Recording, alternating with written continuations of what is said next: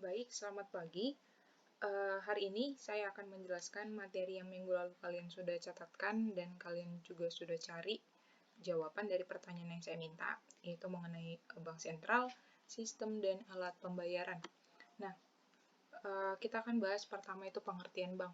Jadi kalau dikatakan bank, bank itu adalah badan usaha yang menghimpun dana dari masyarakat dalam bentuk simpanan dan menyalurkan kembali kepada masyarakat untuk meningkatkan taraf hidup rakyat banyak. Itu dia pengertian bank. Nah, kita lihat fungsi bank itu apa. Yang pertama itu adalah penghimpun dana dari masyarakat, kemudian penyalur dana ke masyarakat, dan yang ketiga itu adalah pelayanan masyarakat. Oke, berikutnya itu prinsip kegiatan usaha. Yang pertama itu ada namanya prinsip kehati-hatian. Artinya, bank itu memang harus berhati-hati dalam misalnya memberikan pinjaman kepada nasabah dan lain sebagainya. Kemudian ada prinsip kepercayaan, artinya bank itu memang harus bisa dipercaya oleh nasabahnya. Kemudian ada itu namanya prinsip kerahasiaan, ini dalam artian itu kerahasiaan informasi dari setiap nasabah. Dan yang terakhir itu mengenal nasabah, artinya pihak bank itu harus tahu nasabah itu apakah memang mereka kalau misalnya mau melakukan pinjaman, apakah memang nasabahnya itu bisa untuk melakukan pinjaman dalam artian punya harta yang cukup untuk diberikan pinjaman. Itu dia. Berikutnya, kita mau lihat itu mengenai jenis bank. Jenis bank pertama yang mau kita bahas itu adalah bank sentral. Kalau dikatakan bank sentral itu adalah bank intinya, gitu namanya juga sudah sentral. Nah, jadi bank sentral itu apa? Bank sentral itu adalah badan keuangan yang bertanggung jawab dalam mengatur kestabilan badan-badan keuangan dan menjamin agar kegiatan badan keuangan tersebut dapat menciptakan tingkat kegiatan ekonomi yang stabil. Nah, dalam hal ini, bank sentral yang ada di Indonesia itu adalah Bank Indonesia. Nah, biasanya Bank Indonesia itu ada di setiap daerah. Kalau misalnya, coba kalian cari tahu di daerah masing-masing, daerah kalian masing-masing, bank sentral itu ada di mana.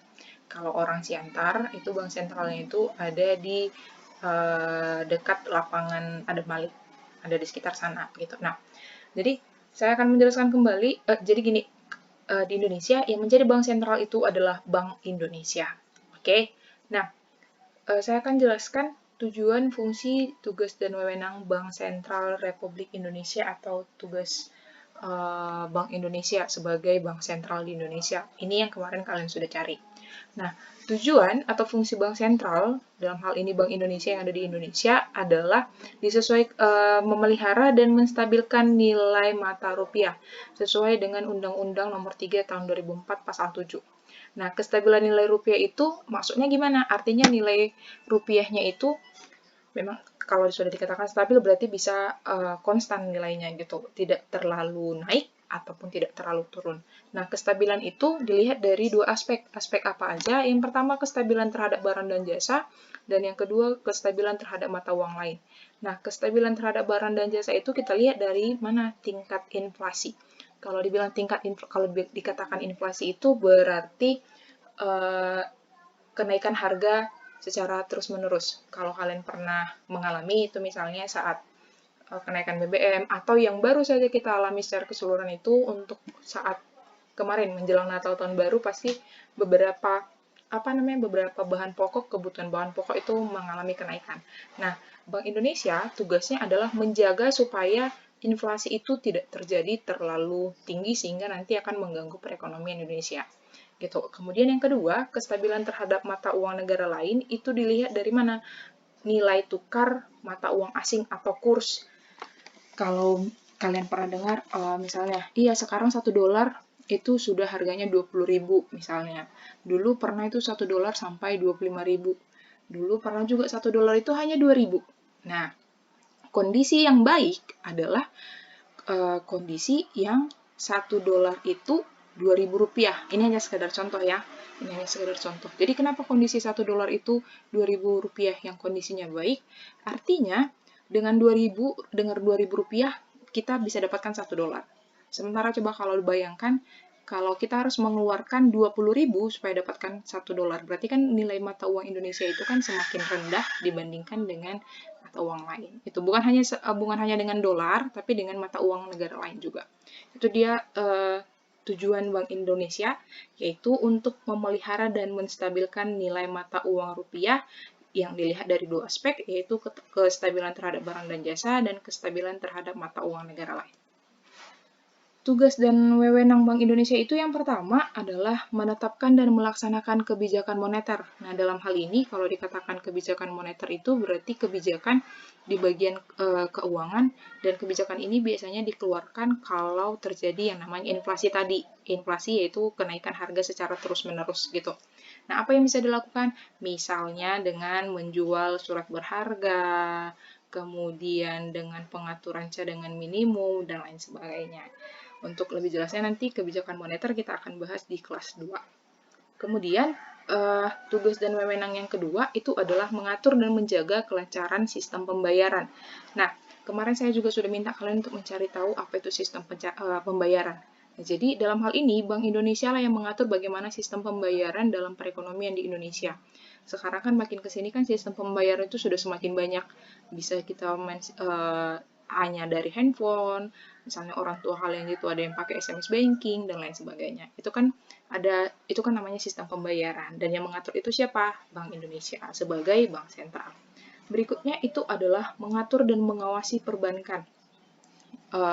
Jadi bank sentral itu istilahnya itu bank pusat, jadi dia yang mengatur nanti kegiatan perbankan semua bank yang ada di Indonesia. Apa aja yang mau dilihat? Jadi bank sentral itu mengawasi dan mengatur bank itu. Misalnya kalau ada bank yang ternyata melanggar ketentuan yang berlaku, maka nanti Bank Indonesia bisa memberikan sanksi. Kemudian Bank Indonesia juga akan memberikan peraturan-peraturan terkait dengan pembayaran atau sistem pembayaran di Indonesia. Itu dia untuk tugas dan wewenang Bank Indonesia sebagai bank sentral. Nah, berikutnya itu adalah sistem pembayaran. Ini juga kemarin sudah kalian cari. Sistem pembayaran itu adalah tata cara atau prosedur yang berkaitan dengan pemindahan sejumlah nilai uang dari satu pihak ke pihak lain. Contoh yang paling sederhana dari sistem pembayaran itu yang kalian selalu lakukan adalah kalau kalian jajan. Kalau misalnya di sekolah kalian dulu, kalian jajan, bagaimana sistem pembayaran itu adalah pemindahan uang dari kantongmu ke kantin misalnya dan lain sebagainya. Untuk sistemnya lebih kompleks, berarti pemindahan uang dari satu nasabah ke nasabah lain antar bank misalnya, atau dari satu nasabah ke toko lain dan lain sebagainya. Nah, komponen dari terbentuknya sistem pembayaran itu ada beberapa. Yang pertama, harus ada yang namanya alat pembayaran. Alat pembayarannya itu apa? Kalau dia pakai pembayaran tunai berarti ada uangnya. Kemudian kalau dia misalnya yang tidak non-tunai berarti pakai kartu kredit misalnya. Kemudian ada dia namanya sistem transfer dana antar bank. Jadi ini sistemnya, sistem pembayaran itu kalau sudah dibilang antar bank berarti kan antara bank A dengan bank B. Misalnya dari bank BRI ke Mandiri dan lain sebagainya. Kemudian itu ada yang namanya lembaga yang memproses sistem pembayaran. Nah, dalam hal ini yang memproses sistem pembayaran di Indonesia itu adalah PT Custodian Central Effect Indonesia untuk pasar modal, dan ada dia namanya penyelenggara clearing alat pembayaran menggunakan kartu. Dan yang terakhir itu komponennya adalah saluran pembayaran, misalnya kartu debit, kartu kredit, teller, ATM, mobile banking, SMS banking yang orang tua kalian juga pakai. Itu dia sistem pembayaran dengan komponen terbentuknya sistem pembayaran. Nah, Bank Indonesia mempunyai peran penting dalam sistem pembayaran. Yang pertama sebagai regulator atau pembuat peraturan. Tadi sudah jelas.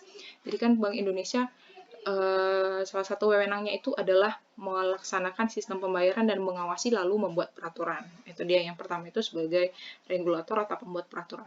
Yang kedua, perizinan. Jadi Bank Indonesia itu berperan dalam memberikan izin terhadap pihak-pihak yang terlibat dalam pelaksanaan sistem pembayaran. Jadi kalau tidak ada izin dari Bank Indonesia, ya nggak bisa ikut gitu.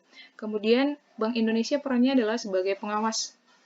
Pengawas supaya apa? Kegiatan pembayaran itu bisa berjalan dengan baik. Jangan misalnya nanti jadi disalahgunakan atau nanti jadi sebagai ada celah untuk melakukan penipuan gitu.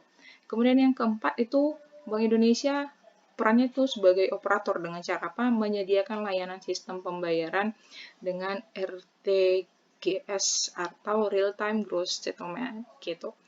Dan yang terakhir itu adalah sebagai fasilitator. Jadi kalau dikatakan fasilitator, Bank Indonesia itu sebagai yang memfasilitasi pengembangan dari sistem pembayaran yang ada gitu. Jadi kan zaman semakin maju, jadi kalau sistem pembayarannya tidak semakin berkembang, nanti perekonomiannya juga akan terganggu gitu. Siapa yang tahu ternyata makin ke sini sekarang tinggal main scan barcode aja kita sudah bisa bayar makan di kafe misalnya, kita sudah bisa belanja di Alfamart, Suzuya dengan main sistem scan aja pakai sistem barcode gitu dia untuk sistem pembayaran. Nah, berikutnya adalah alat pembayaran. Alat pembayaran ini kan tadi salah satu komponen dari sistem pembayaran. Nah, jadi alat pembayaran ini juga dibagi menjadi dua, yaitu yang pertama alat pembayaran tunai dan alat pembayaran non-tunai. Nah, alat pembayaran tunai ini apa? Yang jadi alat pembayaran tunai itu adalah uang yang kalian pegang, itu ya yang ada di kantong kalian, yang ada di dompet kalian. Dan yang kedua itu adalah alat pembayaran non-tunai. Nah, alat pembayaran non-tunai ini ada dua. Yang pertama dia berbasis word-card atau paper-based. Yang kedua berbasis kartu atau card-based dan elektronik. Itu.